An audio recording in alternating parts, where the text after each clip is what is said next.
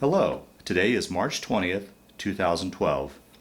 We're meeting today with Mr. Dennis Henneberg at his home west of Loveland, Colorado. My name is Brad Hoops. I'm the interviewer for the Northern Colorado Veterans History Project. Welcome, Dennis, and thanks for sitting down today to tell your story. Well, good. Thanks for doing what you're doing. My honor. Let's start out, if we could. Tell us a little bit about yourself, your date of birth, where you were born, a little bit about your family. Well, I was born on June 3rd, 1947, at Hanover, Kansas. I actually lived in a small town about 15 miles from there called, actually I was born in Marysville, Kansas, grew up in Hanover, Kansas, and I lived in Hanover my entire life until I graduated from high school. It was just a small town, 800 to 1,000 people, kind of a rural farming community. So as I grew up, I worked on farms and did this and that and the other.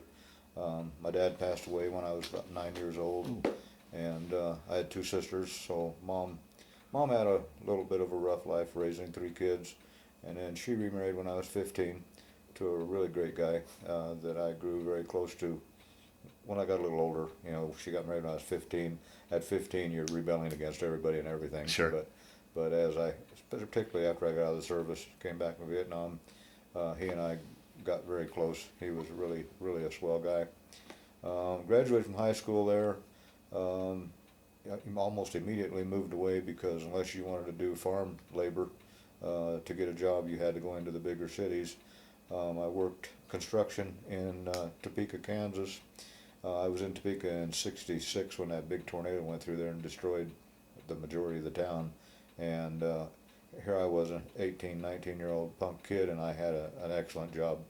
I lucked out and got a job with a contractor that provided me a vehicle, made me a walking foreman at 19 years old, and all I did was drove from job site to job site, making sure all the workers were doing their job, because I grew up with a hammer in my hand from the time I was 15, because my stepdad was a carpenter. And so I was actually in Topeka, Kansas, working, doing construction work when I got my notice that I was going to be drafted. And I chose to take the draft because at that time I only wanted to do 2 years. I didn't want to enlist and do 4. And I don't even remember when I received my notice, but I went in for induction in August of '66 and went to Fort Leonard Wood, Missouri for my basic training and got out of basic. You were drafted into the Army? Yes. Okay. Yeah. And went through training in Fort Leonard Wood, Missouri, which was in August in Kansas, hot and humid and not a lot of fun because of, even though you think you're in good shape, you find out how good a shape you are once you get into the military.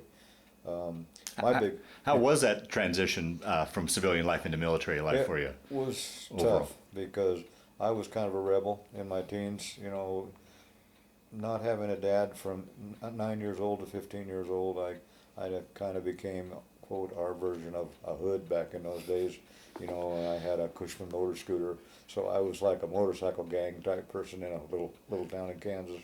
But it took a lot of adjustment. Got snapped up to attention and chewed out a lot.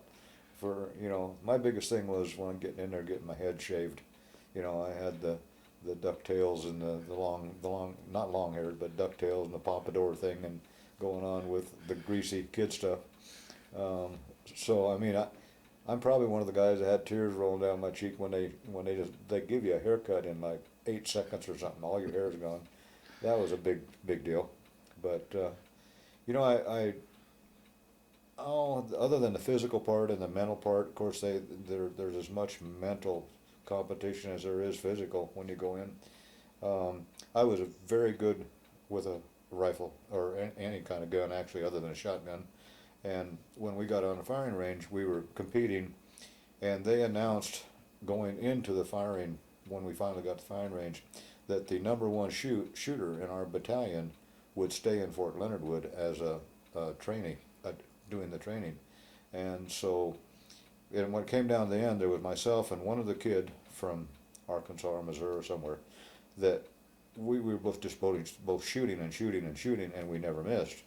And so the final day came down to shoot, and they actually had us doing rapid fire at silhouette targets, anywhere from 75 yards out to 500 yards. And that day we were going to shoot until somebody missed, and whoever missed was going on with their training and going somewhere else, and the guy that won got to stay there and be a drill sergeant, which I wanted to stay there bad. Of course, that wasn't very far from my hometown. And so the final day, I can remember it like it was yesterday. I had a top sergeant come over, and they come over, and you had the old M16 or M14s, and every day at the end of the day, they set your sights back to 0, and then you go out on the range, and you got your rifle, and they come over there, and this top sergeant takes my rifle out of my hand, and he says, "Okay, how many clicks windage?" And I told him, and he says, "How many clicks elevation?" And I told him, and once they adjust it, of course, they lock it down with an Allen wrench, and you can't move it. And when he set my elevation, my rifle was different. It had like a little half a click, but he counted that as a full click, which meant that I was a full click off on my adjustment, and we were going to be shooting at 500 yards and rapid fire. And I told this top sergeant, I says, "Sergeant," I says, you went 9 clicks, and I told you 8 clicks. And of course, you don't tell a top sergeant when you're a private E2 or some daggone thing. And he hands me my rifle, and he says, "I've been in this man's army for X number of years, and you're telling me how to set the sights on a rifle?" Well, we went out. So subconsciously and mentally, I was adjusting for that click when I was shooting at the longer shots. But eventually, as the day went on, and it got down to where they were doing a time shooting, because we were just knocking down 100, 200, 300, 400, and 500 yards targets with no problem. So then it became a time thing of who could do it the fastest. And I finally missed a 500-yard target. Oh. And in my mind, to this day, I mean, my gosh, that's been 40-some years ago, I still blame that top sergeant for me not getting to stay in Leonard Wood and be a trainer rather than going on to infantry training and going to Vietnam. But, I graduated from there and got to go home on a short leave, and then went to Fort Polk, Louisiana for infantry training, and got out of that and got to go home for a short leave again, and that was right around Christmas time of '66. And then went to Vietnam actually in January of '67, I'm sorry, January '67. And Now, did you go over as a unit, or were you going over as a replacement, or we were going over as a unit, but the entire unit from Fort Polk was going on a ship. And like I said, I lived in this little small town in northeast Kansas. Right. The day that I was going to go, the closest airport was Lincoln, Nebraska. And when I was getting ready to fly out to go to California so we could all board a ship and go as a unit, we got one of them nasty Kansas blizzards, and we couldn't get to Lincoln, Nebraska to get to the airport. So we went to Marysville, which is the closest bigger town where I was born, and sent a telegram to the Department of the Army, I believe, or Department of something to do with the Army anyhow, and explained our situation, that I couldn't get to the airport to get to California to go. So they sent me a telegram back and gave me, I think it was eight-day extension on my leave, which tickled me to death, of course. I got to stay home 8 more days, but by doing that, I did not go to Vietnam with my unit. So when I finally was able to get to the airport when those 8 days were up, I flew into California, and of course my unit had already shipped out on a big ship. So I got on a plane and flew over there with a bunch of other guys, and when I got there, they kept telling me they were going to try and hook me back up with my unit. Well, when I got there, it didn't happen. I flew in, and I can remember that day like it was yesterday. Now, had you, prior to that, had you flown in an airplane? Very little. In fact, I don't know if I'd ever flown in a big plane. Yeah. When I went from my hometown to Fort Polk, Louisiana, the doctor in my hometown had a private plane and his own little private air landing strip there in my hometown. He flew me from Hanover, Kansas to Fort Polk, Louisiana, which was kind of neat.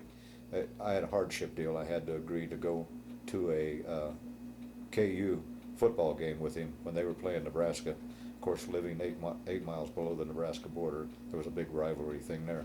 So he made me this deal. If I would go to the football game with him, because his friend had canceled out and he didn't want to go by himself, he'd fly me to Fort Polk, Louisiana, for just the price of the gas, which I think was a couple $100 back in those days. And so, other than that, I don't recall that I'd ever been on an airplane. And here I am on an airplane in 2 days flying time to get to Vietnam. We spent the night in Guam. We had problems, they had some kind of compass problems with the plane, and we landed in Hawaii. And we weren't allowed to leave the terminal, but still it was kind of nice. And then they got that fixed, and we flew on, spent the night in Guam, and then from there on to Vietnam. And we landed in On K, which was base camp for the 1st Cav, and that's who I was assigned to at the time. Yeah, and I later found out that all my guys from my unit in Fort Polk had went to the Big Red 1, and they were going to try and hook me back up with them, but they didn't really even attempt to do that. But we get off the airplane in On K, and they're calling out your MOS to see, where they're sending you. And I was the only infantry person on the entire airplane out of 300 some guys, because we were on a big C-130 transport plane. And so they load us all on buses and take us to the unit that we're assigned to. We pull up in front of CQ, and I get off the bus, and I'm one guy. I come down the steps, I got my duffel bag slung over my back, and everybody comes running out of CQ because replacements are here. And the bus pulls away, and I'm the only guy standing there. And I can remember it because it was the worst feeling I ever had for just a few seconds. He says, "You're the only one?" I says, "Yeah." And he says, "Oh my God, we lost 5 or 6 guys last night." Oh, Jesus. And I'm thinking, oh my God, at this point, what am I doing? I don't want to be here. In those 2 days that you were flying to Vietnam, did you have time to think about what you were going into? You remember what you were thinking as you were flying or landing in Vietnam? If I'd had a parachute, I'd have probably jumped out of the airplane. I didn't. I'm sure there wasn't a lot of guys. I suppose there were guys that wanted to go, and then there were guys that didn't want to go. I didn't want to go. I was an only son, and mom. Could you gotten a deferment for that? No, actually, my mom and my sisters tried that, and I was not a sole surviving son. There were other Hennebergs to carry on the name, but I was an only son. And then, things, my dad died when I was 8, and I had no brothers. We thought maybe I could get a deferment from going to a combat zone, but they needed people over there bad. And in the back of my mind, I'm thinking that a lot that had to do with my going over there was that shooting expedition that I did in Fort Leonard Wood. Oh, no. They needed riflemen over there bad, and which was actually that was to my benefit to have shot the way I did. And of course, it was in my records when I got there that I was second runner-up to being a trainer in Fort Leonard Wood on the rifle range, opposed to. I wish I'd have been number 1 and got to stay there, but so when we got to Vietnam, like I said, these guys said, "Oh my God, you're the only one. We need replacements. We lost 6 guys last night." Geez. And I'm like melted down into my boots. Sure. I'm thinking, oh God, my life expectancy is zip. Yeah. And of course, your first 3 or 4 days in country, they kind of get you familiar with everything. They take you outside the perimeter, but not very far, and just familiarize you a little bit with things. Describe to us what the environment you were in there at the camp. Well, it was in. I got there, of course, in January. Still hot, very hot. I've always heard other Vietnam veterans, and what I read, you walk off that plane. It's like walking into a sauna. It almost knocked you down. The heat wave that when they'd swing that door open, and you'd take that first step, it was so hot. And honestly, I don't remember if it was 80 or 100, but it was so hot that you just instantly start sweating, and just like I said, it's almost like you walked under some heat lamps or something. And this is coming from a Kansas farm boy that's used to hot, humid summers. Hot and humid, yeah. But it was a total different kind of heat. And like I said, they familiarized us a little bit with being outside the perimeter, kind of jungle-ish type terrain, but not real bad. My first day out, somebody in the group tripped a little booby trap, just a little nothing one compared to what we ran into later in time we were there, and I got a little piece of shrapnel from that, like my 4th day in country. Just I mean, honestly, a piece not even as big as a match head, so it was nothing. They put a Band-Aid on it and forgot about it. But and then I got sent out to the field, and the same thing. They put you on a chopper and fly you out into the field. Same deal. I jump off this chopper, and I'm one guy, and they need 50 guys, you know. And I'm thinking, oh my God. But it, you know, you get out there, and of course, immediately everybody's got to mess with you a little bit, just to see, you know, not really if you're a tough guy, but if you can cut it, I guess. And you do a lot of after hours duty when you set up at night. You know, the guys go over and they more or less just kind of collapse and relax for a little while. Well, if you're a cherry coming into the country, you know, you're digging sumps, and you're digging lean-tos, and you're digging foxholes, and you're doing all this garbage. By the time you get done, then it's time to go on guard duty. So you set on guard duty for, you know, usually, if I remember right, 4-hour shifts. And if you're lucky, you get back to bed and maybe get to sleep for 3 or 4 hours. And then in the morning, they get you up earlier than normal to go fill in the foxholes and fill in the sumps, and, you know, because all your sea ration cans and everything get thrown in a big hole, and then you cover them up. So your first few weeks or a month are really a test, because you're doing all your normal daily routine, and then you're still working half the night. And you know, and we just basically, you know, we were in around the bunks on plains quite a bit in the Central Highlands. And when we got into the mountains, I mean, you're carrying so much weight, you know, on your pack and stuff. It was tough. And then I got into a little bit of a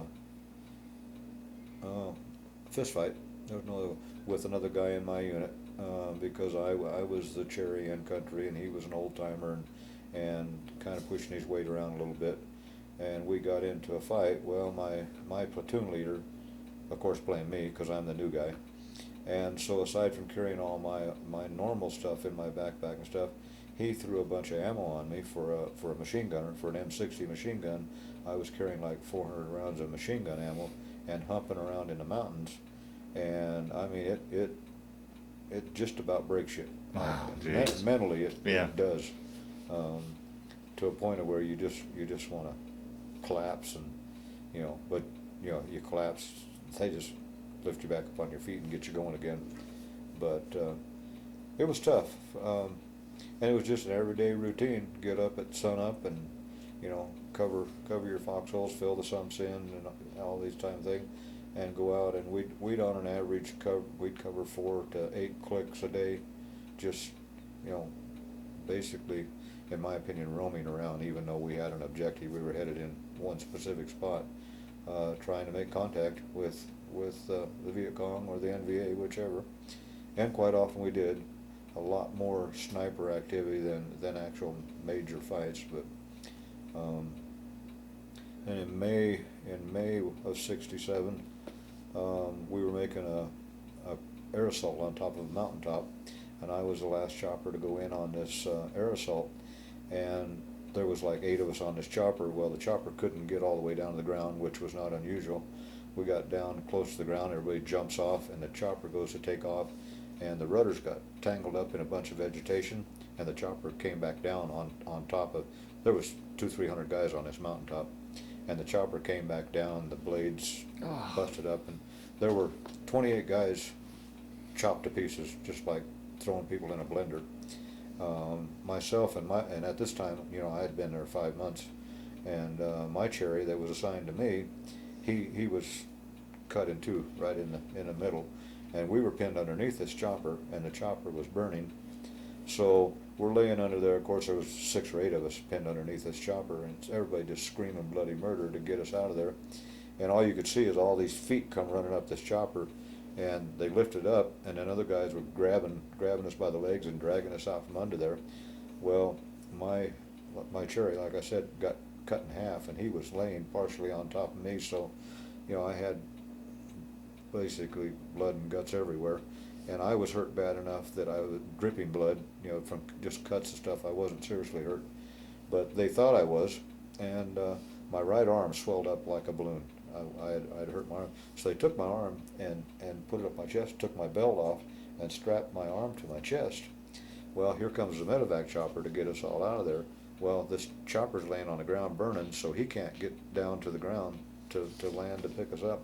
So they had like, I don't remember how many guys, 3 or 4 guys sitting on each other's shoulders, and they're passing the wounded guys up, these guys, and the last guy up the top, he kind of gives you a heave-ho up, and the door gunner grabs you by the seat of the pants or whatever he can grab, throws you into the chopper, and they did that with me, and of course I've only got one arm, and I'm up there and I'm reaching out with my left arm because my right arm's strapped to my chest.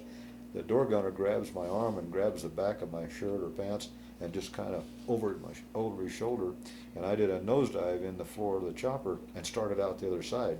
Well, the other side was, I was going to fall into this burning chopper, and the other door gunner grabbed me.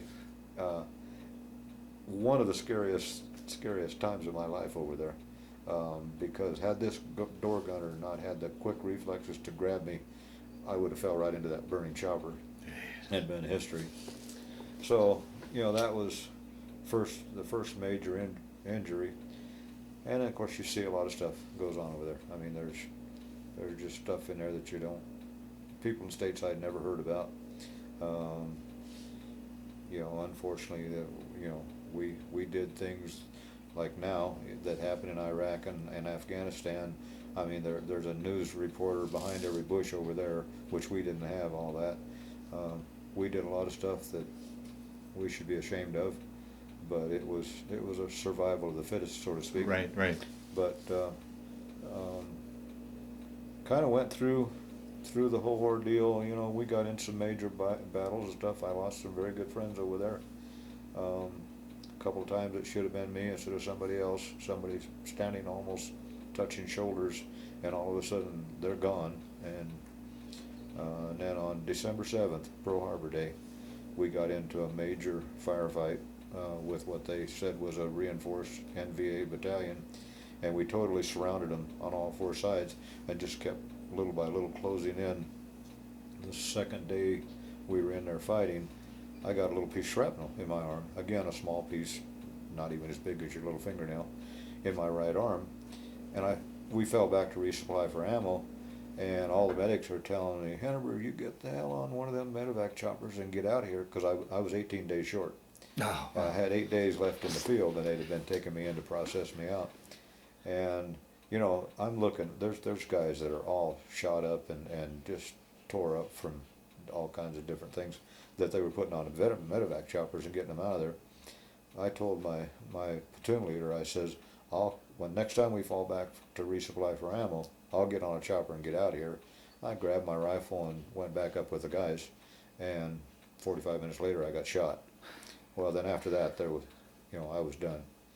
And I can't even in today I can't even fantasize the pain from a gun. I got shot with an AK-47, and I can't even fantasize the pain from that. It was that severe. There were 5 of us using an APC kind of for cover, and we went through a hedgerow, and unfortunately we missed a spider hole, and there was a gook down in one of the spider holes, and after we went through, he popped up behind us, and there were 5 of us behind this APC, and with an AK-47, and as everybody knows, when you fire full automatic, your shot pattern climbs, and the guy on my right got it in the lower leg, I got hit in the thigh, and the other 3 guys got it in their upper torsos, and they all 3 didn't make it.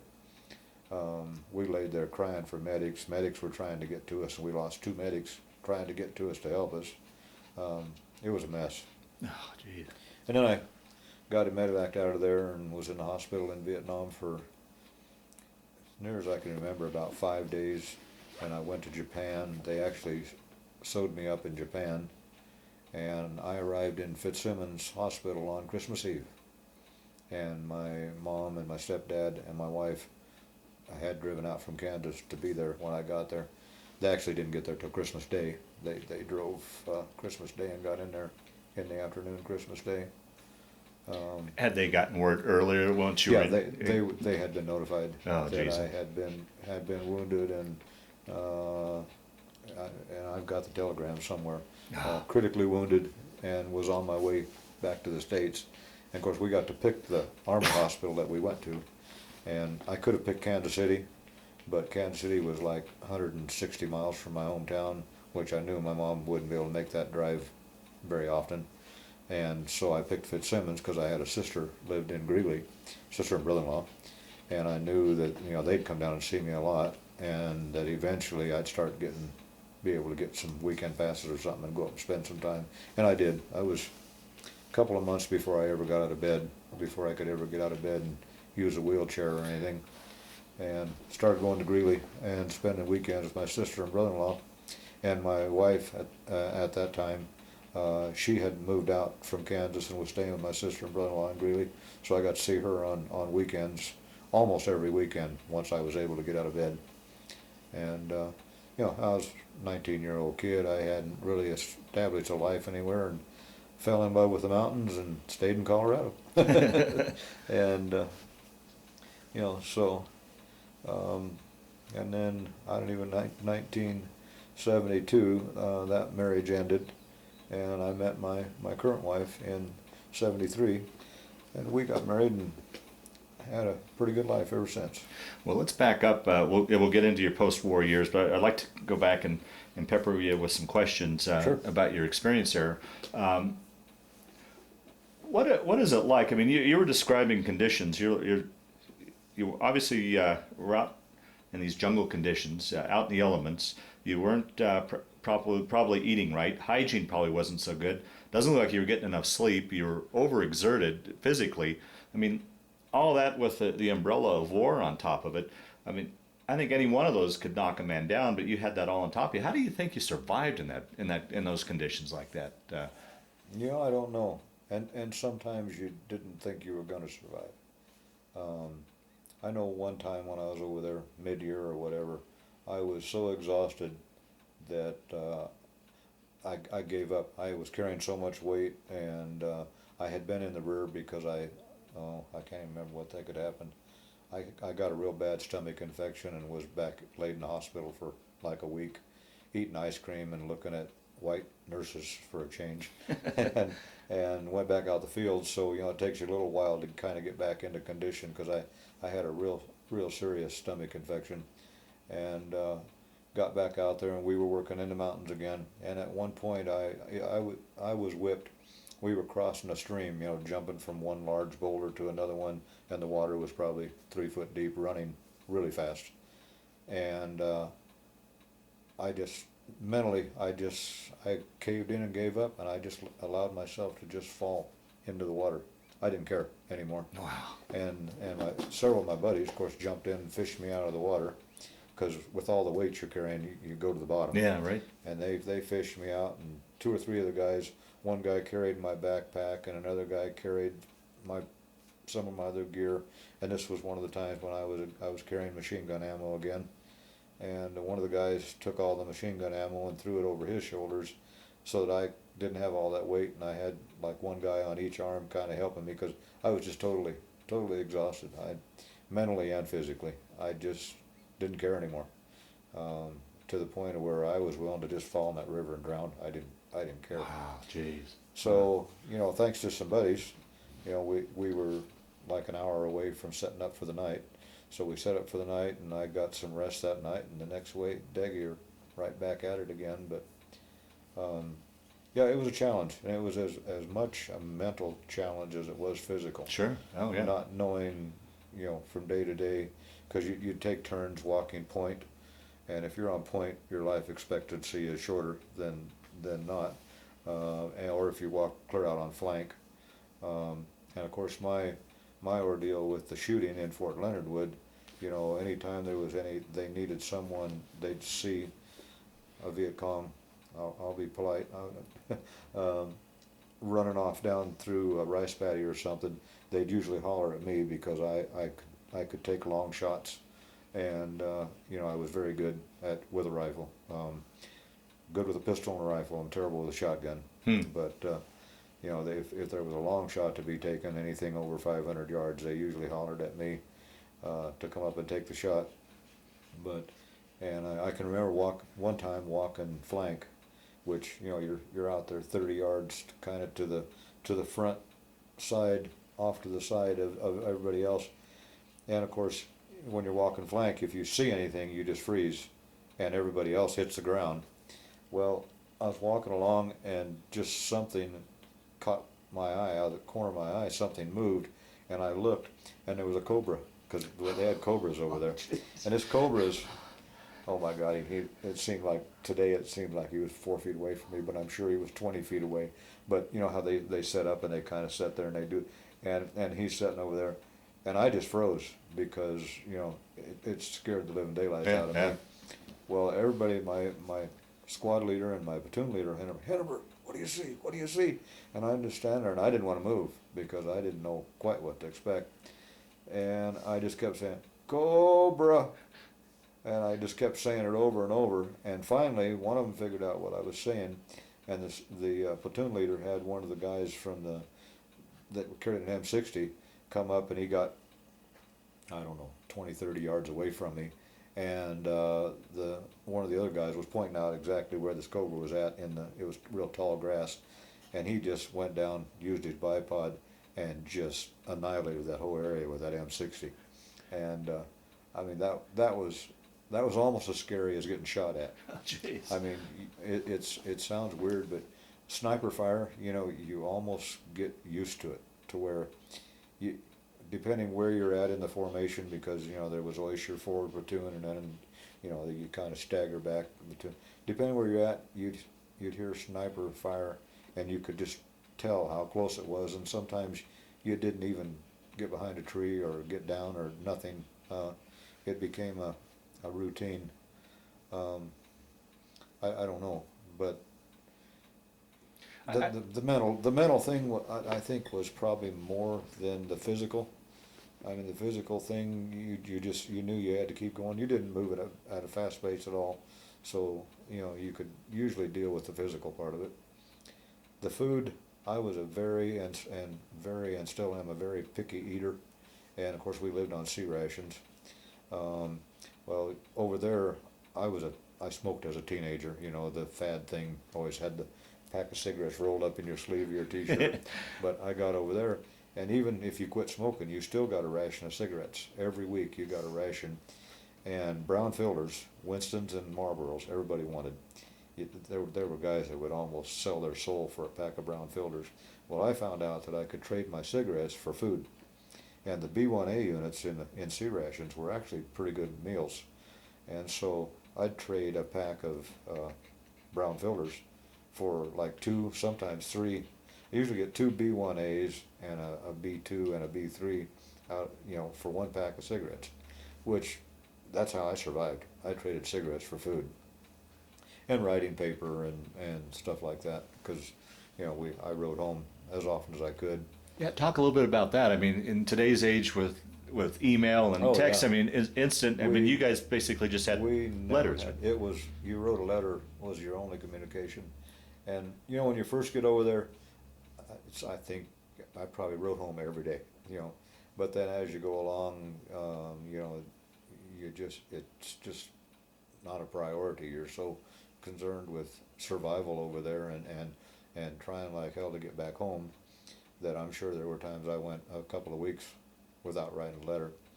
But I had 2 sisters and my mom and a wife, so, you know, once a week they all sent a care package.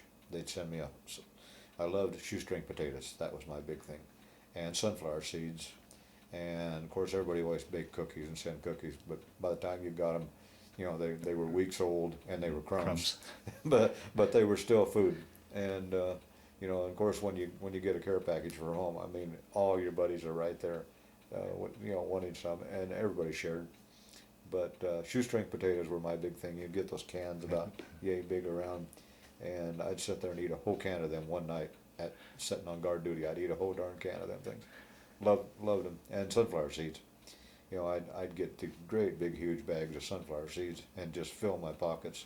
So during the day, of course, it was a good thing because it was salt too, because they had you taking salt tablets, and of course we had to take a malaria tablet every morning, and they'd watch you do that because a lot of guys would throw their malaria tablets and pitch them in hopes that they would get sick, get out of the field for a while. Right. Okay. You know, but the care packages were a big deal, and it worked out good with two sisters, a mom, and a wife. I had 4 people that they just first, second, third, fourth week of every month they all knew what week they were to send the package, and so I got a package every week, which was kind of neat. But the temperature over there got ungodly hot in summer, like up in the 120s, and you know, and of course you're in, when we were in the Central Highlands, I mean, it was so thick and so dense, there was absolutely no air, no breeze, no nothing. And then you come into the monsoon seasons, and I'm not sure of the day, but I'm pretty sure if I remember right, it rained, and when I talk about rain, pouring down rain like we don't even get here that hard, for 28 days and never stopped. And you're just, you know how when you get your hands or your feet in water for a long time and your hands get all wrinkly, that's what happened to your feet, because they never had a chance to dry out.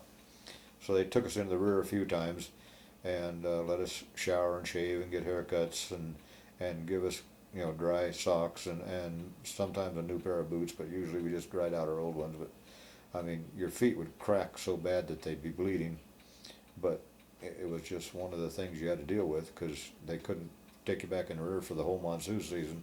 So you'd go in for a couple days and get some rest, get dried out a little bit, and you were never dry. I mean, you put on your poncho. Of course, you get hundreds of guys going down through the jungle with ponchos on. I mean, you ain't sneaking up on nobody. Yeah. You know, because, you know, every tree branch is rubbing on those stupid ponchos, and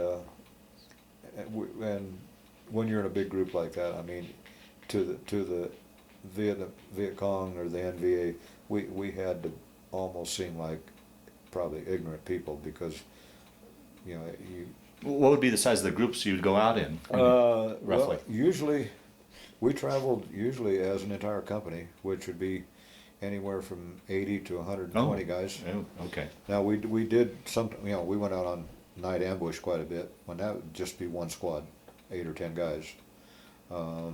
I did get involved with we called it a kill team back in that day, where 3 guys you go out on a mission, you're out for 5 days and you come back in. And I actually would have done that and continued doing it the rest of my tour until I came home, but I didn't get to. You know, it was a short-term thing. But you went out, and you actually went out, and you had to prove kills, or if you wanted to stay out there. I mean, you couldn't just go out there and hide somewhere for 5 days and then come back and say you did your thing.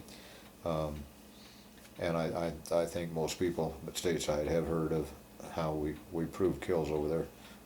We took off an ear, and you had to prove that you were making kills while you were out in doing this.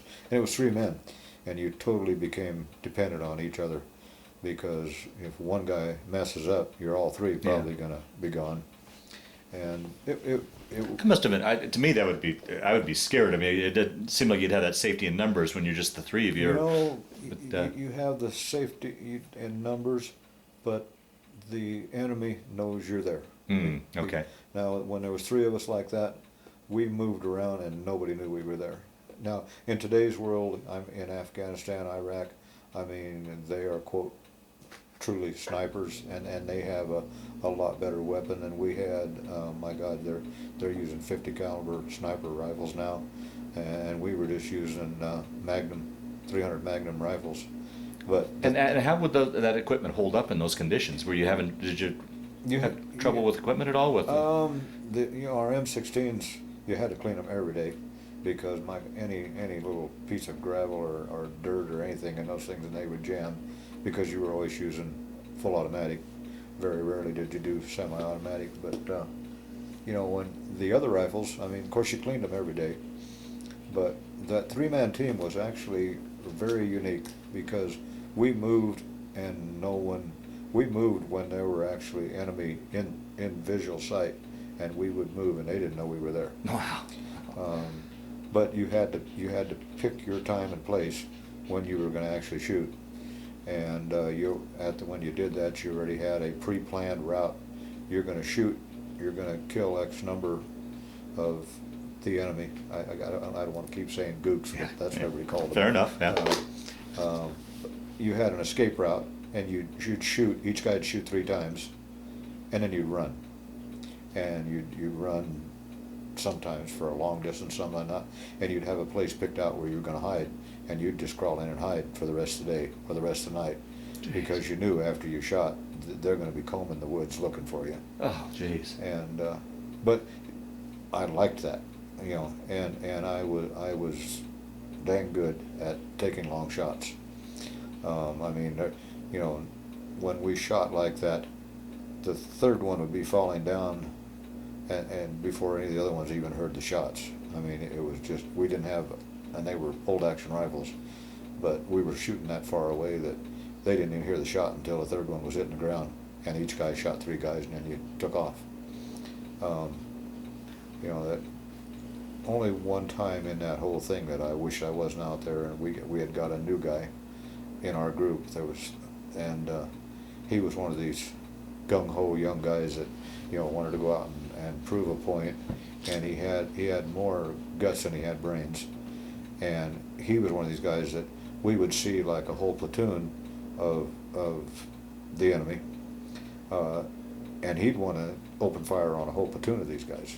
Well, you couldn't do that. You're 3 guys, and you're in the jungle where you know, sometimes you're doing dang good to get off 2 or 3 shots, and he came very close one time to going ahead and opening firing on a group, and there was 50 of these little guys running down through the woods, and he wanted to take it. We could have got a bunch of them because there was enough opening that we could, but there'd have still been plenty of them to come scouting and scrounging around to try and find us afterwards.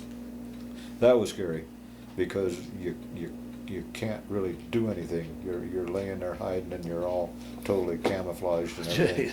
And this guy's, I mean, he's to the point where he had his rifle, his scope up, and had his safety off. He was going to, and the guy next to him, he was the second guy over from me. Finally, I don't even remember totally, nudged him or grabbed him or probably half choked him to shut him down because he was going to open up fire on these guys, which would have been the stupidest thing that we could have ever done. We probably would have they would have found us sooner or later. They'd have kept scouring the woods until they found us. Because that was their way of life. They lived in that jungle. Well, I mean, and that's, I mean, would be, I would think, a disadvantaged unit. As I think about this, I mean, I'm looking at this thick jungle. How'd you keep your orientation as to where you were and where you were going to escape? I mean, were you? Well, really, you of course, everybody had grid coordinates on a map. You had compasses that you worked with, and you had a point. You had to, you know, you were out for 5 days, and that 5th day you had to be at a specific grid coordinates because a chopper would fly in and pick you up. And when they flew in to pick you up, you better be there to get on board because they're going to come down and touch the ground and take off, which we never ever even came close to missing our pickup spot. Is that right? Yeah. I mean, it was, you had to be there because if that chopper came in and came down, I mean, every gook in the area was going to come to that point. Yeah. Because if an American chopper comes down and touches the ground, they know there's something going on there, and they're going to converge on that spot and just, you know, find out what the heck's going on. So had we been close to where we were supposed to be but not there, we would have been in as bad a shape as opening up fire on a whole large group of them. So, but it was, for me, I enjoyed that more than I enjoyed being with the large body of, you know, like 100 guys. Yeah. Even though there, you know, like I said, there's a lot of security in numbers. You constantly received harassing sniper fire when you're in the big group, whereas when you're in that little 3-man team, you were never fired on. I mean, we never got shot at because they didn't know we were there. And I enjoyed that. I could have done that the rest of my tour over there, but they discontinued it. Word got back stateside of how we were proving kills, and you know, the 101st Airborne were notorious for, they carried a deck of cards. Right. You throw the ace with the death from above, and you know, of course, we weren't affiliated with that anyway, but we all got the cards, and every time we would do a kill, we'd always stick a card on the body somewhere, and you know, the death from above thing, and it was all just a psychological deal. But the 101st were truly the guys that instigated and did that death from above, and it was just playing cards. But I've still got a partial deck somewhere. I was looking for some stuff last night because it said in your letter that if we had any souvenirs or anything, and I couldn't find them, but I've still got a partial deck of those playing cards that say death from above. And it was just a crossbones and skull, and the back of the card, of course they were black, but almost reminds you of the Raiders. Okay. Now, when you go out would you go out on these missions for long periods of time, or was it and back and forth to your fire camp, or talk about? I mean, was it out and back, or were you just constantly out in the field the whole time? When we were with the company size? Yeah. No, we were out sometimes for, I don't think ever less than 6 weeks at a time. Oh, really? Oh, geez. They about the only time we went back was to get haircuts, haircuts and a shave, and of course we'd be at our base camp or one of our forward camps, where they'd have a little makeshift EM club where you'd go have a couple beers and kind of kick back. But it was mainly just for haircuts and a shave, maybe some clean socks and clean underwear, and you got to wash everything. Of course, they had all the Mamasans actually were allowed to come onto the camps. Even our forward LZs, they had the local friendlies. They would come in. Of course, they'd do your laundry. You only had two pair of pants and two shirts and probably two t-shirts. I don't even remember. And of course, you'd send these things out, and the Mamasans would wash them and dry them and all that stuff. And you get clean socks. I can remember it was the biggest thing you looked forward to was getting clean socks, because they still had the softness to them and that clean feeling. But yeah, it was mainly just for haircuts and shaves. And as far as I can remember, it was probably like every 6 weeks, maybe 2 months.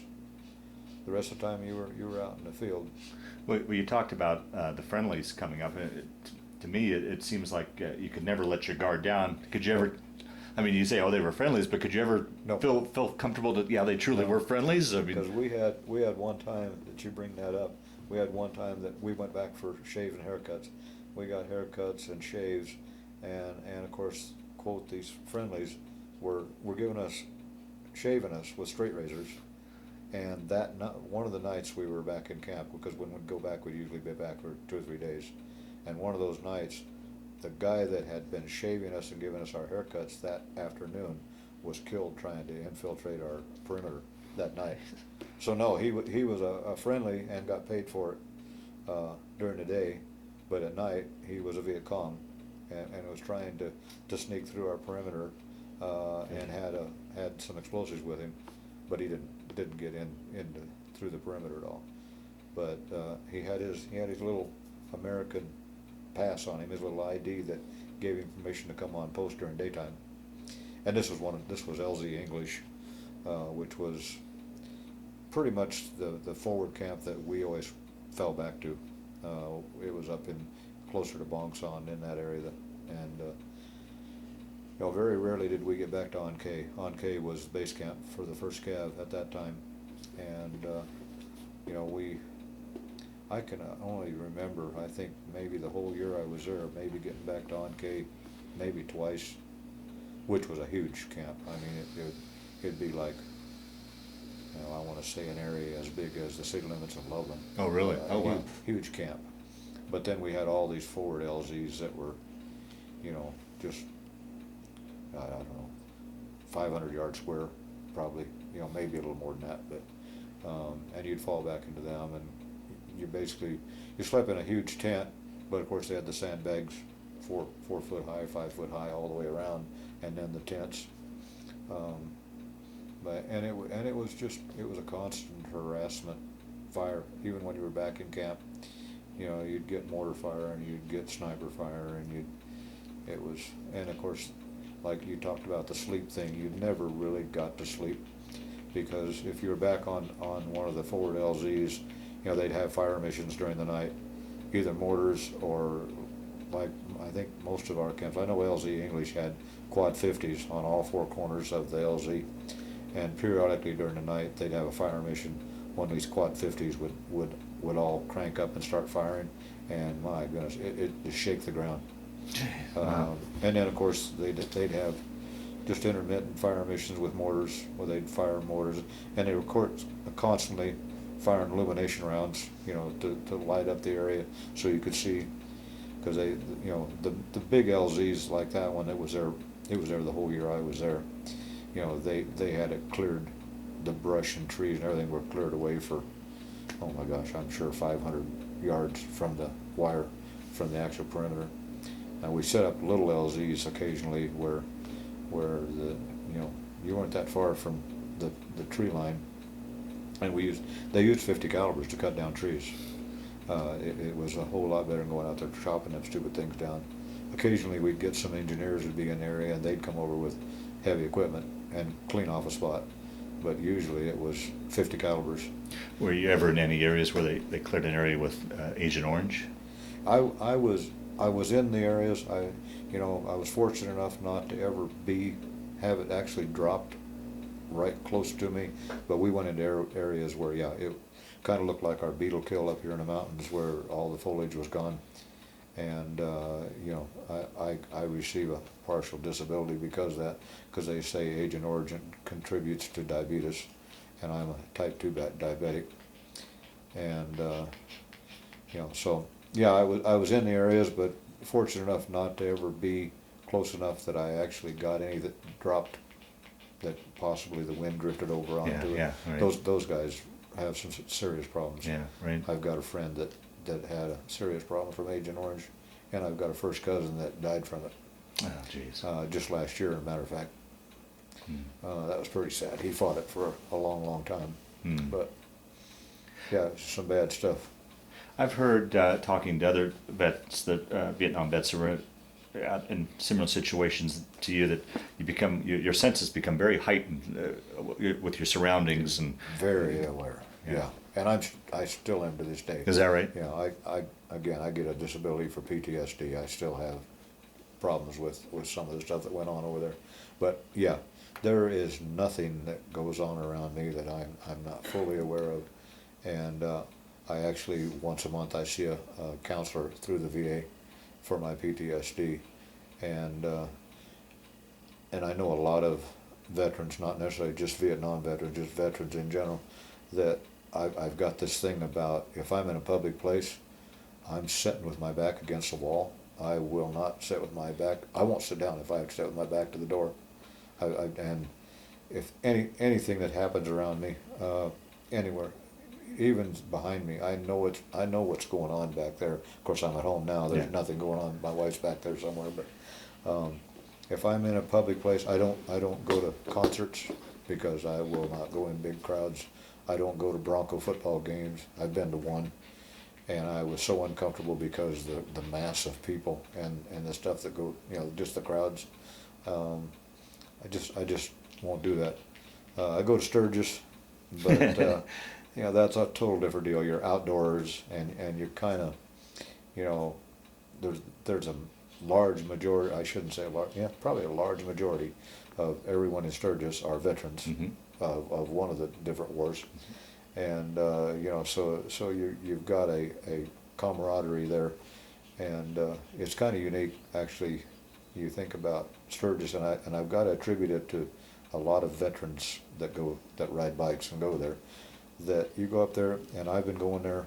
I've probably been there 20 times, or 20 different years, and I have actually truly only seen 2 fistfights in Sturgis in 20 years. And there's hundreds of thousands of guys there on Harleys, and some of them are the guys that belong to these quote gangs. Yeah, right. That can't say in today's world they don't really go looking for trouble, but they sure won't avoid it either. Yeah.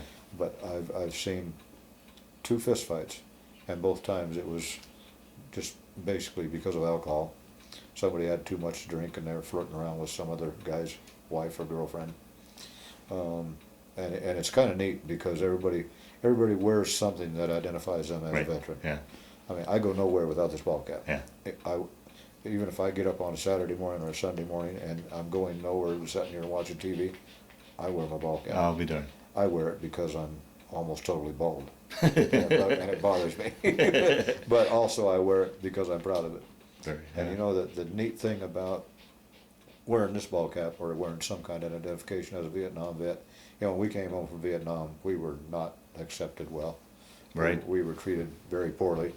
And since Iraq and Iran started, in the last 10 years, I have had more people and a lot of young people and veterans come up and shake my hand and say thank you for your service Oh, wonderful. in the last 10 years than I had in the previous 30 years. Because, I mean, we were low life, no good son of guns when we came back from Vietnam.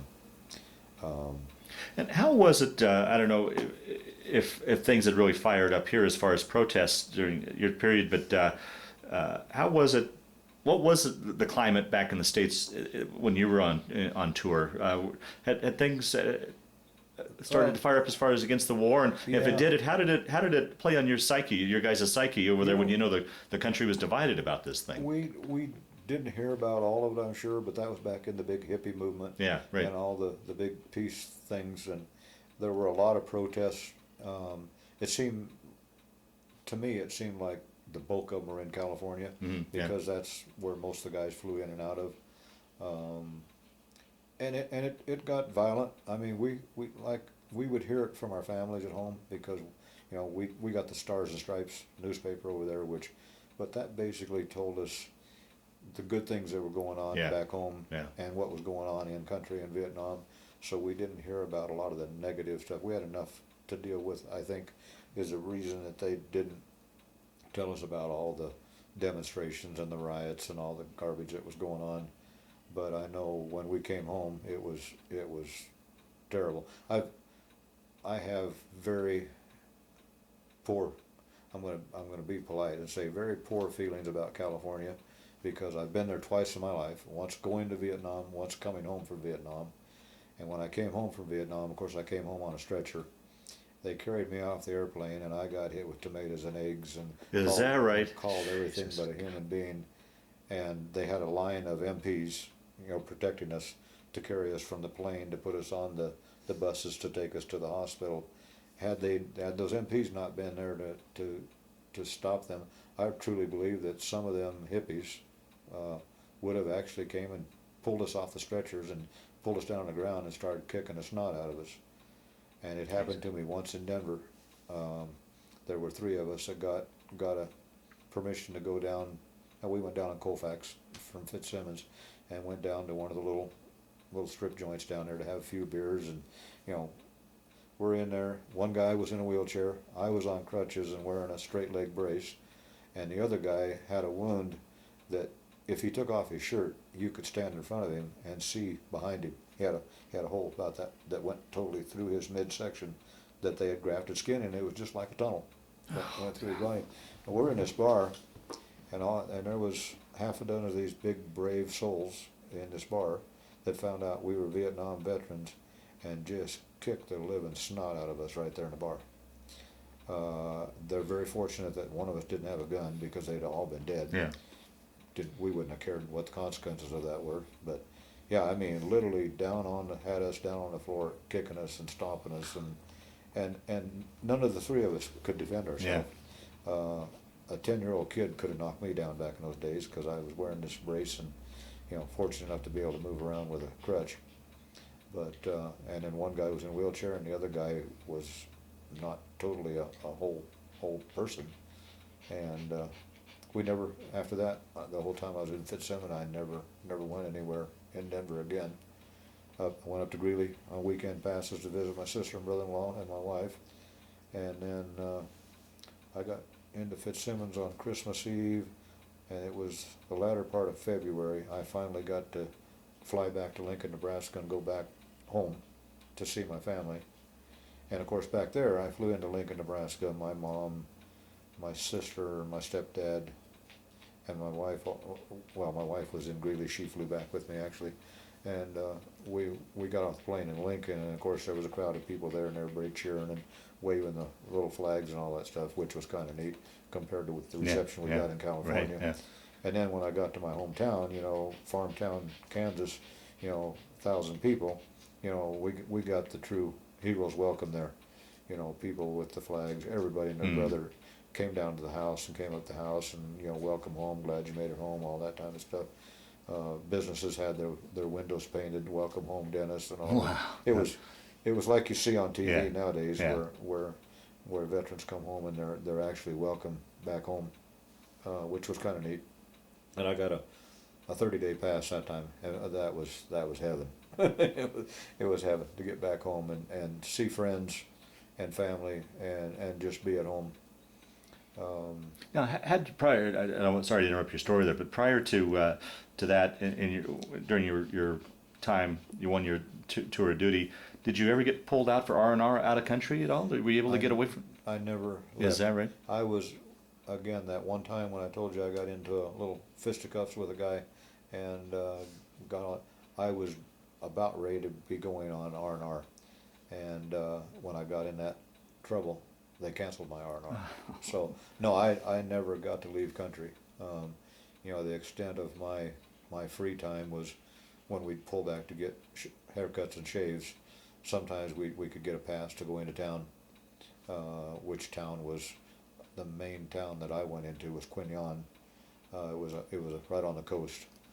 And I think about it now, and I can't relate, because we went in there, we were not allowed to take a weapon, and yet we were it was a big city compared to cities in Vietnam, and we were in there, and I mean, very crowded, and of course all we did is went to the bars and drank beer and tried to forget about things.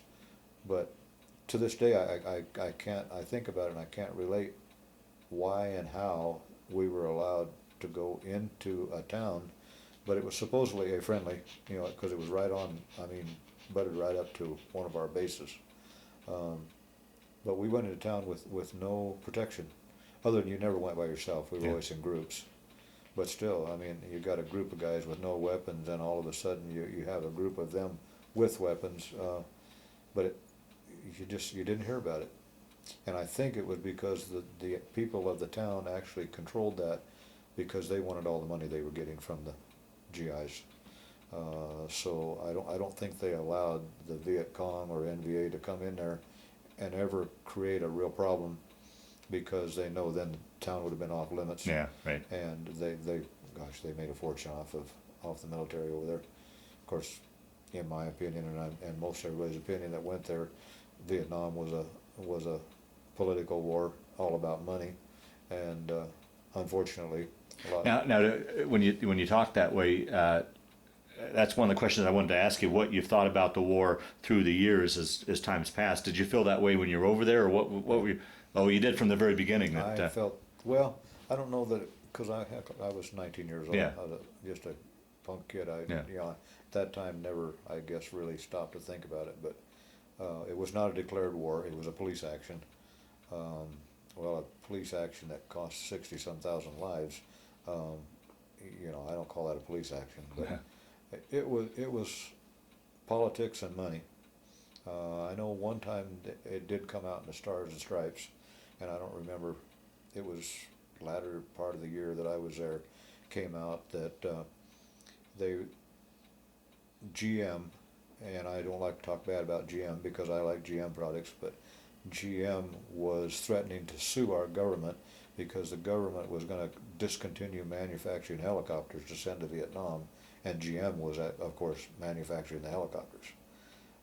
And I'm thinking, okay, they're thinking about trying to close this thing down and get us out of here, which didn't happen for a number of years later. But at the time, I thought about that, and it was all about money. And at the time, when Johnson was president, and he passed we got a rule or a law or whatever you want to call it out in the field one time, that we were not allowed to carry around in the chamber of our rifle, because there were too many guys that were quick on the trigger, and sometimes civilians got killed. It happens in a war zone. It's happening right now in Afghanistan. Well, all of us old timers basically said, you know, you're not telling me I'm going to be out there in the woods, and I can't have a round in my chambers that I'm ready to fire. And they said we could not fire until we were fired on. We basically told them where they could put that rule. Of course, your cherries that come in country, I mean, they're going to obey the rules and laws for a short time. But I mean, what an asinine rule.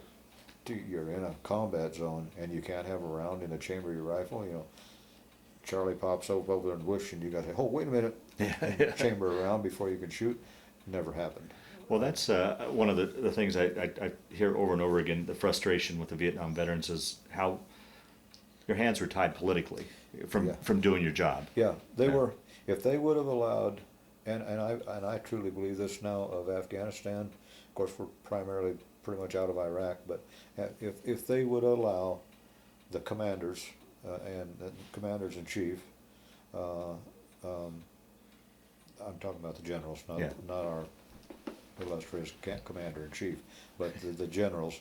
If they would have allowed the people that were in control in Vietnam to allow us to go in there and fight to win, we would have ended that war way sooner than we did. But we had so many restrictions, just like they have right now in Afghanistan, and unfortunately civilians get killed. It's part of war. I'm of the mentality that if you go into a village that's primarily an enemy village, I'm sorry, those civilians are not friendlies, and if they get caught up in the middle of it, it's a bad thing, but it happens. And I don't think that we know there's a village over here, and we know that Charlie's in there and he's using it and he's storing weapons there and everything, that they wouldn't allow us to go in there and just bomb and annihilate that village because there were civilians in that village. Yeah. Well, they're doing the same thing over where we're at now. Yeah. You know, unfortunately these people are cowardly and they hide behind civilians. And you know, the Iraq thing with Saddam, I mean, they hid underneath the schools and in churches, you know, because they know, oh, Americans, well, they won't bomb a church, they won't bomb a school, and they're right, we won't even fire a round into a school or a church, and it's too bad, because if they would allow the people that are there knows what needs to be done, if they'd allow them to do it, we wouldn't have all these stupid little things, all these little wars. I can really get caught up in that. Okay. Yeah. I can feel it. All right. Well, we'll Yeah. stop there then. But I imagine, you know, with that feeling that, you know, with the government, the way they were acting and such. I mean, so many veterans have always said, you know, yeah, sure, I'm fighting for country, but more so I'm fighting for my buddies next to it. I imagine that had to be highlighted even more so in that case with you guys. That it was. Yeah, it was when you were there and when you were in a major firefight and stuff. Of course, you didn't have time to really think about that kind of stuff, but you hit it right on the head. I mean, you're protecting this guy because he's protecting you, and the thought of that I'm doing this for my country, I don't think was ever even in the back of your mind. It was, you were sent there to do a job. You know you're going to be there for a year, and you might as well make the best of it and do what you're told, because if you didn't do what you were told, you're going to get court-martialed, busted in rank, which, of course, while you're there, you know, you didn't want to get busted down because, I mean, we didn't make hardly any money back in those days the way it was. But, and if you really did something serious, you got sent down to Long Bend to the stockade. And unfortunately, if you went to stockade over there, you served your time in the stockade, but that time did not count towards your year. So when you got out, you still had just as many months left to go back out and serve and fight again. And so, but yeah, the political thing and the politics that went on in our country, they did not want that war to end because too many people were getting rich off of it. And the same thing's happening right now, in my opinion.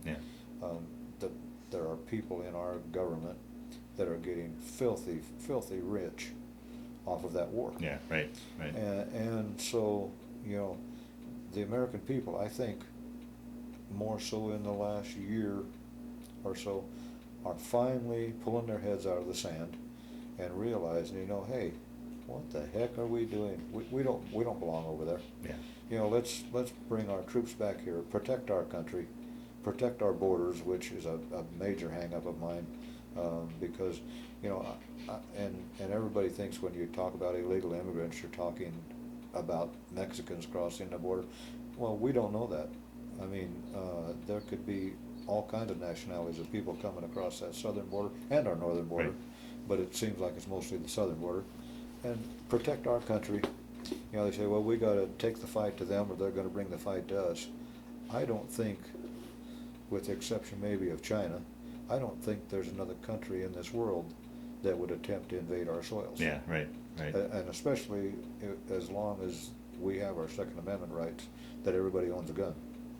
Because if somebody comes into this country, everybody, I know in my community here, I'm the president of our road association out here, there's 58 homes in my community, and I would bet out of the 58 homes out here, 50 homeowners have guns. Yeah. And my God, there are millions and millions of Americans that have guns that would pick them up and defend this country if we were ever invaded. And unfortunately, of course, there's all kinds of government stuff going on trying to take our guns away, and they're not succeeding with gun control, so now they're trying to call it the UN Small Arms Treaty, where the United Nations can come in and take our guns away. And I get really involved in this stuff with making phone calls to our senators and representatives and writing letters, and Loveland has a RH line Mm-hmm. where you can call in, and Mm-hmm. I'm in that thing 2 or 3 times a week, and not necessarily bashing anyone in particular. Sometimes I do, but mainly just especially when somebody gets all fired up about gun control, and you know, like the UN Yeah. deal going on right now. That's a sore spot with me. That the government can't get it done, just the government in our country. So now they're going to try and get the United Nations Yeah. involved, and that's just wrong. The United Nations has no right, no authority to come into our country and tell us what we can do. Yeah. But unfortunately, it's not that far away. Yeah. Yeah. But Well, let me get back to when you finally left country. I don't know if you were in any condition. I don't know what your condition was when you were there, but I mean, if you were aware of the fact that there must have been a sense of relief that, oh, thank God I made it. I survived this thing. Or were you? What was your condition when you were evacuated out at that point? Were you? well, you know, I got shot in the thigh and Yeah. blew the whole back of my leg away. So, you know, I came home on a stretcher. You know, I weighed less then than I've ever weighed. Oh my God, I think since I was probably 12 or 14 years old. You know, I was physically in pretty darn good condition up until that point. And then, of course, you lay in a hospital for 9 months, and you basically turn into a wash rag because you don't get any kind of physical activity at all. You know, I went through rehabilitation, of course, for my leg and whatnot, but you know, it was a total different world. And then when I finally got discharged, I got discharged in July of '68, and you know, I couldn't hardly walk. I walked with a straight leg brace. So the only kind of job I could get, I went to work for it was Dura ITEL in Greeley, sitting on an assembly line for $1.60 an hour, and $1.60 an hour was average pay back in those days, and that's all I could do. Yes, the war pretty much knocked you out of your career as a Yeah, as a it did. contractor. I was or a carpenter. carpenter, and you know, I sat on that assembly line. You know, you're like a robot. You just sit there and you do the same thing, 8 hours a day, 5 days a week, over and over and over and over. And I finally decided they took my full leg brace off, and I had a half leg brace. It was from my knee down to where I could get around a little bit better. And I finally went and hired on punching nails for a living again, went back into carpentry work. And I could do it pretty good. The only thing I couldn't do is when you're building a house or building an apartment complex or whatever, you know, you have to walk a top plate when you're up setting roof trusses and stuff like that. Mhm. Well, I had no feeling in my right leg, so I couldn't walk a top plate. I tried it, and I'd fall off. Oh, jeez. And you know, but I was able to get back into the carpentry construction work and do some. And then I met a guy and I actually went to work at the mobile home manufacturer over in Greeley back in those days. I can't remember what it was called, Titan Homes, I think. And I was working in the floor covering department, and I learned how to lay carpet and tile and all that. And myself and another guy that worked in the department broke off and started our own little business of laying carpet and tile. And I did that for 12 years, I think, until I messed up my back really bad and ended up having back surgery. And then I got into sales, and I think everybody probably sometime in their career that's couldn't do physical. I tried selling insurance. Well, I didn't like that. I did it for 3 or 4 years, didn't like it. Then I got into the car business, and I owned a used car dealership for 22 years. And car business was real good. It provided us a real good life until 9/11. 9/11 really, of course, not only car business, but a lot of businesses just almost put everybody down the tube. And from 9/11 on, we did probably 50% of the volume we were doing before. And then back in, I think it was 2009 or whenever, when they started doing the cash for clunkers thing, that really hurt the used car industry. It helped the new car industry, Yeah. which they needed help, but it killed the little guys in the used car industry. And so I had a really large used car dealership down here on the west edge of Berthoud. I was a truck lot. I had 40, 50 trucks at any given time. And in December of 2009, I said, well, enough was enough. I was borrowing money to keep the place going. Everybody was making money but me, my salesman people, my lot people, everybody that did reconditioning the cars. And so I closed the lot down, and I kept my license until this past July. And I had a little lot just so I was legal to keep my license. Had 2 or 3 cars, and I just lost interest. And of course my leg had for the last 10 years has played into the deal. I can't be on my feet like I used to. If I'm on my feet for more than a couple hours, I pay for it that night. My ankle and my foot just start throbbing, and I've had the back surgeries, and that started from the chopper crash I was in May of '67. So I used to go out on the road and travel and buy cars and trucks and stuff, and I can't do that anymore because I can't sit behind the wheel of a car for hours on end driving, going out looking for.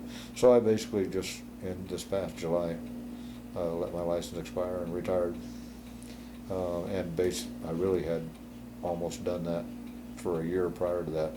Every once in a while I'd find a good buy on a vehicle that I could buy and go wholesale it to a dealership or take it to the auction and make a little money on. But I just lost interest. Sure.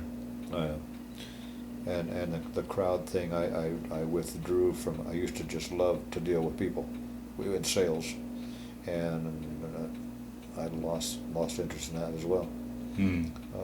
So I don't know if it's age, if it's the mental thing now because of the wars that are still going on, and seeing that on TV and reading in the papers all the time just is a constant reminder of what we went through back in the '60s. Just all of it combined. It's just unfortunate thing. Right. And I'm sure I'm not the only one in that boat. I'm sure there's a lot of guys have just withdrawn from the public, basically. I'd be tickled to death to move 200 miles up in the mountain somewhere and live in a little log cabin with nobody but my wife and my dog. I could live that way, but and I know there are guys that live that way. A lot of Vietnam vets that have really withdrawn from society, unfortunately. Well, how did you cope? I mean, there was probably a chunk of time. It just seems like it's almost been in just recent years that really the PTSD has come out and counseling and such. I mean, was there a block of time when you had no sources of counseling, or where you were just pretty much on your own? And how did you cope through those years? I don't know. You think back of it, because when we came back, we had no quote psychologists, psychiatrists, counseling, nothing. And mine actually only started about 6, 8, 10 years ago. Oh, is that right? You know, I'd been having problems with my leg Yeah. because of the gunshot, and I went and talked to our VA rep in Fort Collins, and you know, I was discharged from in '68 with 60% disability and total loss of use of one foot because I had no feeling below my knee. Well, it was getting to a point, and you know, and age had a lot to do with it too, I'm sure, but where it was starting to give me trouble, and I knew the older I got, the worse it was going to get. So we put in a claim for some additional compensation on my leg, and they sent me up to VA to the VA hospital in Cheyenne, and you know, you go through a gamut of all kinds of examinations. They check everything that's in your record that was service connected, and it takes several months. You finally get your results back. Well, all of a sudden, I got a rating for PTSD. I got a rating for my diabetes. I got a rating for my arthritis. I got, it's actually in black and white now about the chopper crash and my injury to my lower back. I wear hearing aids because I have a hearing loss, which everybody that was in the military, I think, has suffered some hearing loss. And all these different things, but I never received 1% of anything additional on my gunshot wound. Is that and right? That's what I went in for. Yeah. So I know, okay, well, they're not going to give me nothing. I just kind of left it alone. Never did nothing, and I don't remember what it was. I was talking with Debbie Pearson. She's up in Fort Collins. She's a great person, and she says, "You didn't get anything additional on your gunshot." That's what we went after. So we appealed the decision, went after it again. Same results. I got an increase on my PTSD.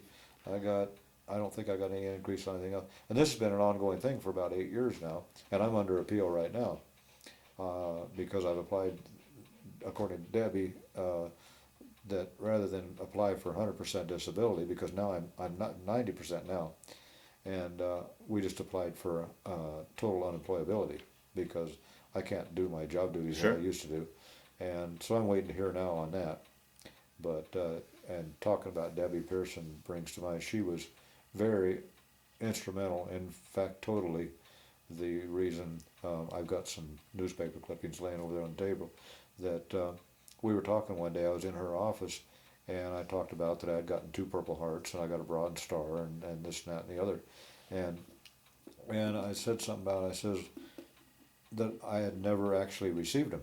You know, I got a certificate that says I'm entitled to them, and my DD 214 says that I'm entitled to them, but I had never actually been given the actual medal, and she couldn't believe that. So she notified the Department of Defense and the VA and everything, and I've got it was a big color page thing and front page in the Loveland paper back in '06 or '07, I believe. I went out the mailbox one day and got the mail, and there's this big padded envelope in the mail, and I came in and threw it on the kitchen counter, and we were just about ready to eat dinner. And after dinner, I'm saying, "Oh, hey, we got a package," and I open it up, and here's my Purple Heart with the star, which indicates you got 2 of them, and my Bronze Star with a V device for valor, and my Good Conduct Medal, and my Vietnam Service Medal, and my Vietnam Campaign Medal, and all this stuff, and it just came in the mail. So much for a nice ceremony. And so, yeah, at this point, I mean, it was neat. I'm happy as hell to have gotten these things. So I called Debbie up to thank Debbie for, you know, doing it, everything she did. And she says, well, yeah, she says, you've got them, but she says, who do you want to present them to you? And at that time was when Wayne Allard was just leaving office as senator, and Salazar was coming in. And she says, do you want me to contact Salazar's office and have him come up here and award you those medals? And I says, no, I personally don't care for Salazar. I said, even though Wayne Allard is leaving office, I would prefer that he did it.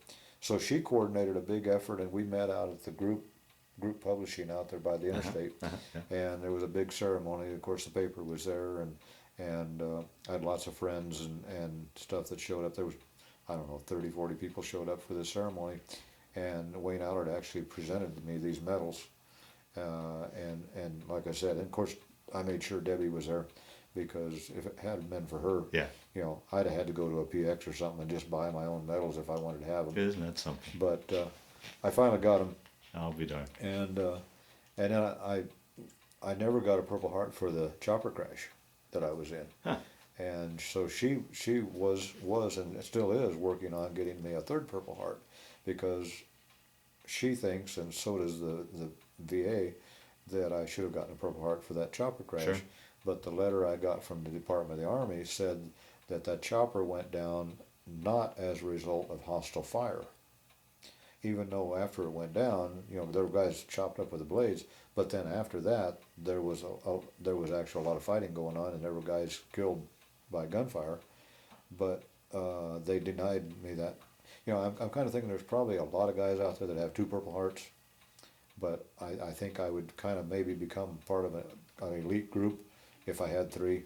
So right now, actually, it's still under appeal to get that third Purple Heart for that chopper crash, but it's been so long now. That's been going on for, well, since 05 or 06, Wow. 06, Huh. 06, I think.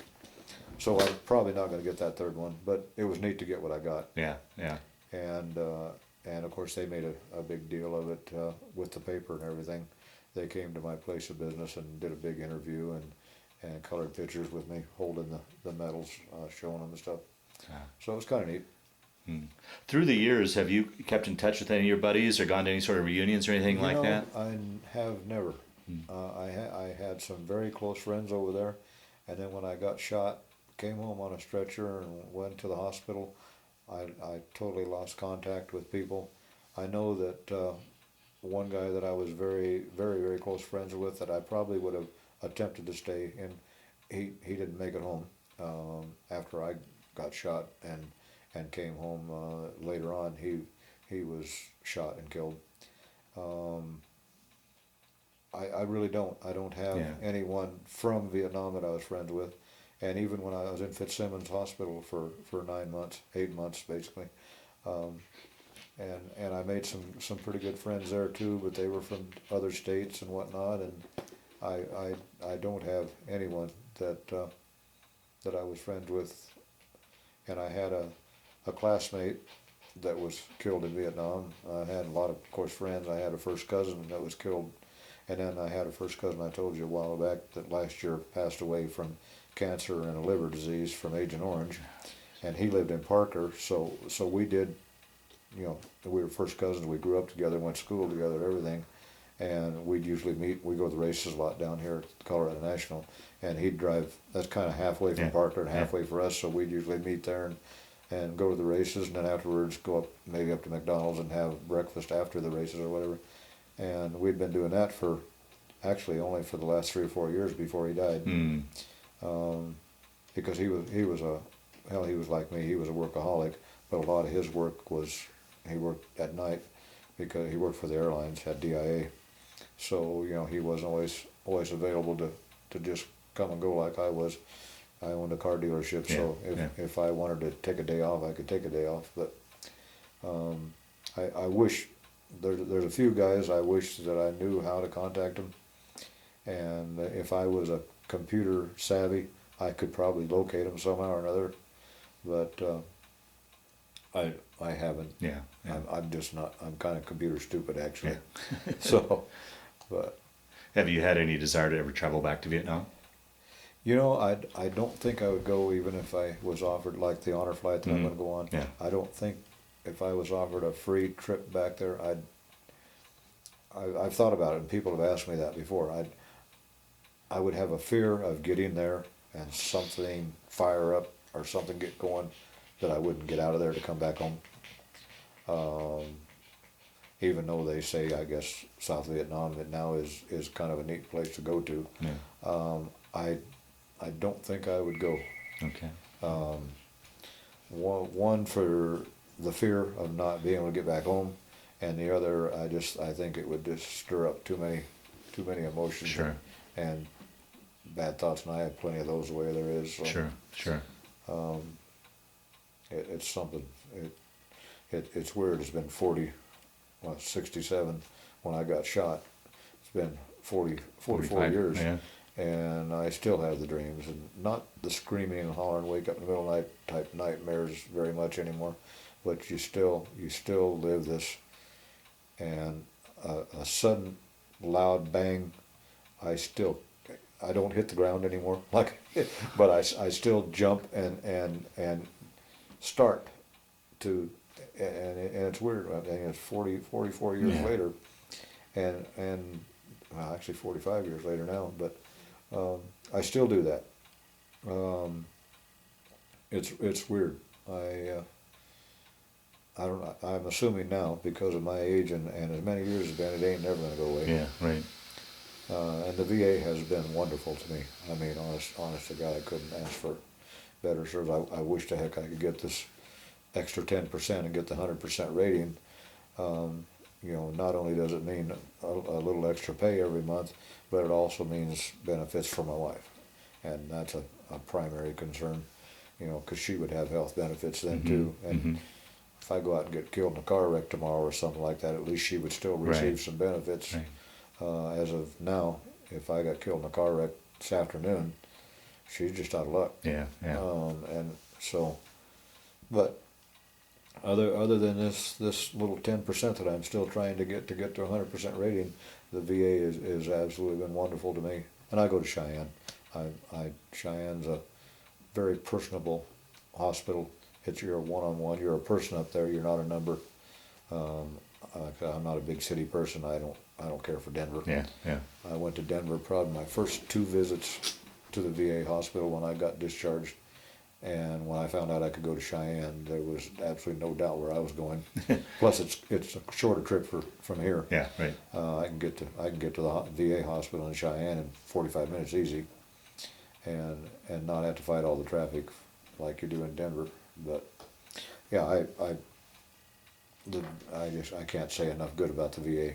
Oh, good. You know, even though I know there's a lot of guys out there complain that they think they've been treated unfairly by the VA, but you know, I personally feel a lot of those guys are trying to get something they're not entitled to, because they've been totally fair to me and everyone I know that's had a problem that deserved help. So, you know, it's, like I said, I couldn't say enough good about the VA. Okay. And the people in Larimer County, you know, of course I come to the VA clinic in Greeley because that's where the podiatrist is. They don't have one in Fort Collins, so I do go to Greeley. So, you know, Weld County, Larimer County, God, the people are just wonderful. Oh, good, good. Just unreal. And now this honor flight thing is just, I mean, they named it appropriately because it's an honor to get to go. Yeah. And I just well, I think you've got that all backwards. We're trying to honor you. well, right? yeah, but it's quite a deal. You know, it's something you never expect. I've heard about this honor flight for years, and you know they were. In fact, I called one time, or had somebody contact through the internet or something. You know, okay, I know you're doing World War II vets and you're doing Korean vets. I says, are you going to do Vietnam vets? And they says, well, yeah, we'll do Vietnam vets when we get done with all the Korean vets. Well, I'm thinking, oh my God, hell, I might be dead by then, you know. And then all of a sudden, you know, this last year, towards last fall, I guess, they came up with that they were taking Purple Heart recipients from Vietnam. And my sister over in Greeley cut me the article out of the Greeley paper and brought it to me, and I contacted Lee. Stewart? Lee, yeah. Uh-huh. And he sent me the papers to fill out, and yeah, it's neat. I didn't really think I would ever go to Washington D.C. or to the East Coast, and I only had one reason, one desire to go there, and that's to see the real Vietnam Wall. Yeah. I've seen the mobile one numerous times, but you know, to go to a major city like that and be around millions of people, I have no desire for that, but I do want to see that wall, and the other memorials as well. I don't actually know what all we see while we're there. I know the Lincoln Memorial and the Vietnam Wall. I'm sure something with World War II and Korea, I'm sure. I was told we go to Arlington Cemetery. That I'm sure will be another one of those tough ones to deal with. But looking forward to that. It's unfortunate, and I totally understand, but I wish there'd been a way that like I get to go for nothing, that I could have paid to take my wife along. But I understand, that it would turn into a vacation at that point, and it's a short period of time where you got a lot of things to do. So very possibly we might be going back one more time. Oh, good, good. Because if it's what I expect, I'm going to have to go again and take my wife out so she can see it all. Yeah, yeah. But then that'll be it. I have no desire to go to that populated of an area, that East Coast thing, so to speak, or well, California is just as populated as the East Coast. But being a kid from a town of 800 people, I have no desire to go where there's millions of people. Yeah, right. No, none. Yeah. Well, Dennis, we'll start to wind down this interview. Is there anything I didn't ask you that you wanted to talk about? Any other stories that have kind of floated to the top as we've been talking that you wanted to talk about? And Marlene, if there's anything as you've listened in on this that you'd like him to talk about, so hopefully we've rounded your story as best we can, or do you think we've pretty much covered everything? Well, I don't know. I don't know. I could get off in I wish, one thing I would like to put on, I wish they would reinstate the draft. I really do. I think every young person in this country should have to go in, and maybe not a full 2 years, because there's a financial, the country's in trouble financially now. Maybe a 2-year hitch is too long. But I think every young person, unless they have a good reason not, like we did, back in our day, should go into the military, just to learn some discipline, learn some self-control, serve our country. Might change our attitude a little bit towards our country and our flag, because I have a real difficult time with people that won't stand up and take off their hat at the national anthem when the national anthem is being played, and we see that. And I'm not big enough to go down and confront anybody, and I'm too old now anyway. But we see it happen, and I actually, a very good friend of mine down at the races, and I actually backed him up. There was a guy at the races, he stood up, but he didn't take his hat off. And this friend of mine, who is also a Vietnam vet, walked down there and just tapped him on his shoulder. He says, "Would you mind removing your hat while they're doing the national anthem?" And the guy basically told him to buzz off. That ain't the words he used. And that didn't go over well. Well, so I was there. Well, the next Saturday night, we're there and we're watching this same guy. And he knew at this point that Dave, this friend of mine, was watching him as well as I was. And the next Saturday night, when they started the national anthem, he took his hat off and stood up. So I just wish that somehow our young people in this country could experience, what so many guys have given up their lives or part of their bodies or their health to give us what we've got. Absolutely. And basically to go in the military to learn some discipline. Because I'm sorry, and I'm not saying all young people, but a large majority of them, they have no discipline. They're not afraid of the consequences or the punishment for doing wrong. And unfortunately, too many of them our government does too many handouts. Everybody stands there with their hand out and wanting a free ride. It used to be an entitlement to get something if you were entitled to it, and now it's expected. Yeah. And that just really irritates me to no end. Yeah. That it would be neat if somehow every young person, when they got out of high school, had to go serve, even if it was a 6-month thing, or even something similar to what the National Guard does. They do a 30-day in the summer and a weekend a month. But some type of discipline training and military training that would give them a different attitude towards our country and to our flag. I mean,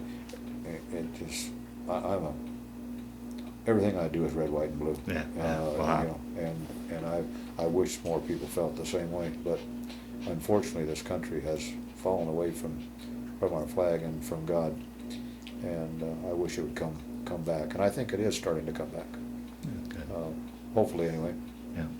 Well, the last question I always like to ask on these interviews, and I think you've pretty much answered it throughout as we've talked through this interview. Is how did that period of time affect your life, change your life, play a role in your life? I usually end with, or was it just simply a chapter in your life that you went through? But obviously that's not the case. But how would you answer that? It turned a young punk kid, a hood, if you will, into a young man. Gave me a totally different outlook on people and our country and our life. Like I said, I don't wish anybody would have to experience a combat zone, but it just, you learn to appreciate what you've got.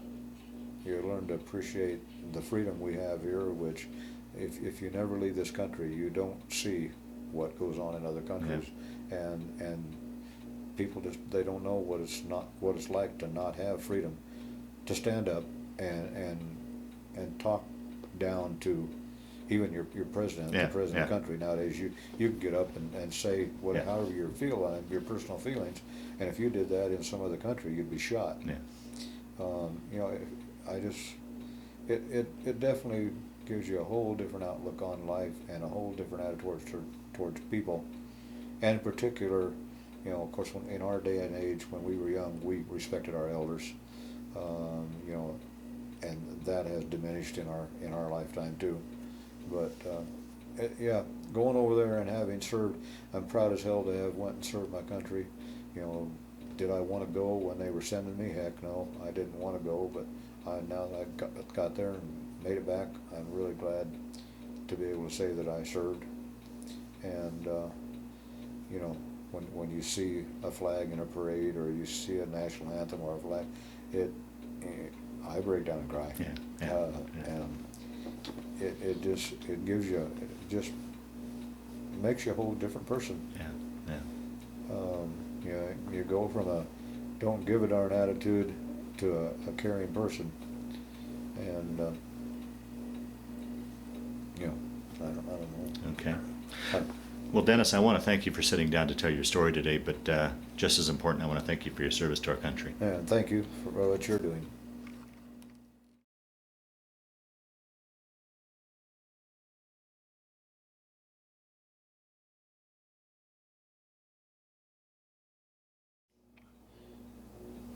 Okay, this is just my graduating class when I graduated from Fort Leonard Wood, Missouri, out of basic training.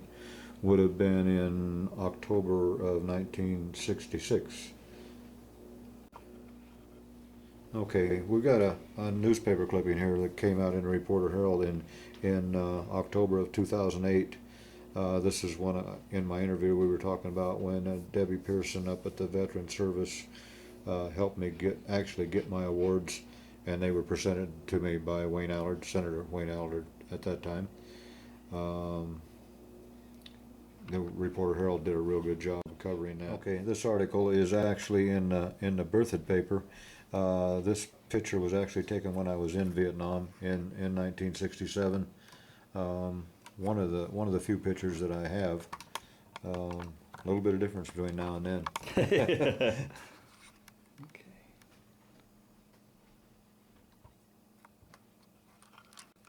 Okay, Dennis, could you describe your frame here? And what these are medals that, of course, I'm very proud of. Starting from the left on the top is my Purple Heart. The Purple Heart over here actually has the cluster on it that signifies that I got two of them. The second one from the left is my Bronze Star with the V for valor. Vietnam campaign, Vietnam service. The blue rifle in here, which anyone that was in the military in a combat zone knows that's your combat infantry badge if you served in combat. The wings were, you had to complete, and I don't remember how many, but a certain number of combat air assaults before you got your wings. My expert badge with rifle, pistol, machine gun, and then a good contact medal. Just the medals that I received while I was over there, really proud of. The Bronze Star, the Purple Heart, and the Good Conduct Medal were the ones that were actually presented to me by Senator Allard when I got them that time in the mail. The other ones I had on my dress uniform for a long time. And then the ribbons, typically just what you wear on your dress uniform, which I haven't worn for so long I don't know when because I don't fit into it anymore. Okay, this picture was in Vietnam, needless to say. This was at On K, which was the base camp for the 1st Cav. Just basically me and a background scenery shot. Again, me in Vietnam in our daily attire, you know. I don't know. Obviously, my rifle would be been there right somewhere, but I'm in a village somewhere in Vietnam. Myself and a very good friend, Hector Rivera. He was from Puerto Rico. We got to be very good friends over there. That also was taken in On K, our base camp for the 1st Cav. I lost track of him, well, while I was in Vietnam, actually. This was just outside of On K, our camp. The little girl I'm holding, we called her our little peanut girl. We went down to the river every day to get water, and we always took her a bag full of peanuts. One of the times I was in the rear on light duty for one reason or another. Okay, again, myself and the little peanut girl and a buddy of mine, and honestly, I don't remember the guy's name, wearing their type of hat and sitting like they sit. They can sit for hours and hours like that. I don't know how, but just goofing off. This picture was taken at LZ English. We had a pet monkey. He just stayed around the camp all the time. Everybody played with him and gave him food. It was kind of neat, something to look forward to when you came back to an LZ. That's a picture taken in On K, our base camp. I have a little dog called Midge sitting there on my left hand. I had actually kind of adopted this little dog, cared for it. But after a month or two, it got a little bit bigger. It disappeared. To this day, I don't have a clue what happened to it. If I remember correctly, this was somewhere close to the coast, around Bong Son in that area, Quy Nhon. I'm not exactly sure. Kind of a makeshift shelter to get in out of the sun. We made them out of bamboo poles and palm leaves because we had a lot of palm trees over there where we got our coconuts and stuff. Just another picture out in the field somewhere near a village, obviously, where they had stacked up their hay for their animals. Just taking a picture out in the boonies somewhere. This is a picture, part of a big formation. We made a hot air assault one time. There was a company of Marines that were pinned down in rice panties up by Dak To, on the verge of getting wiped out, and the 1st Cav, my outfit, went in. We did a battalion air assault. There were 148 choppers in one formation. We had Puff and Jolly Green Giant riding gunship, as well as all of our ARA rocket ships. I had numerous pictures because they were, I mean, you can't imagine 148 choppers in one formation, but when we went in to help these Marines get out of there, as they saw us coming, they were pinned down in a rice paddy. They literally rolled over on their backs and looked up in the sky like God was coming down out of the sky, because the Marine Corps over there did not have an abundance of helicopters, and of course the 1st Cav was air mobile, and we had thousands of helicopters available, and it was really a unique experience. Okay, just a picture just right after, every time we came in from the rear, I'm almost positive this was at LZ English. When we came into the rear for haircuts and shaves or whatever, we had a short memorial service for friends that we had lost while we were out in the field. And it looks as though there's maybe four or five rifles with bayonets stuck and the individuals' helmets on the rifles. And that was a ritual. We did that every time we came into the rear. Had a little church service and a memorial service. This picture again, I think, was probably LZ English. It was after I believe the chopper crash. It may have been later than that, but I had suffered an injury to my arm. My lip was all swollen up and split open. I was in the rear on R&R doing light duty.